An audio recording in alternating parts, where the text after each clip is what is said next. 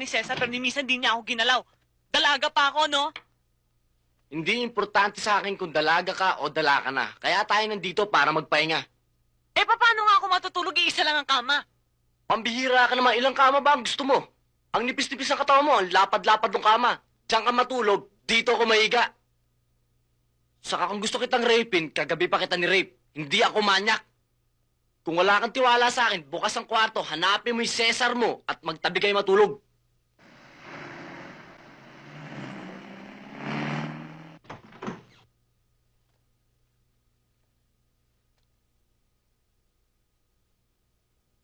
Nangungumpisal ka ba? Huwag mo na akong alaskain. Napipiko na ako, ha. Mag-base ka na. Bakit ako magbibihis eh wala naman akong pupuntahan? Baka ang ibig mong sabihin na maghubad na ako dahil matutulog na ako. Parang alam mo hindi ako sanay matulog nang hindi naka-bold. Magkaiba pala tayo, eh. Kung ikaw sanay ka matulog na nakaubad, ako hindi sanay na nakaubo. Malamig yung aircon. Magkumot ka na. Kanina pa ako nakabalot ng kumot.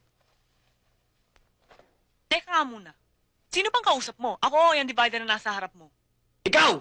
Pilosopo! Ako nagpapanting na ang tenga ko, ha? Akala ko ba natatakot ka sa akin dahil lalaki ko at babae ka?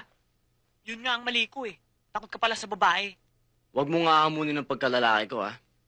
Baka mapasubo ka. Ang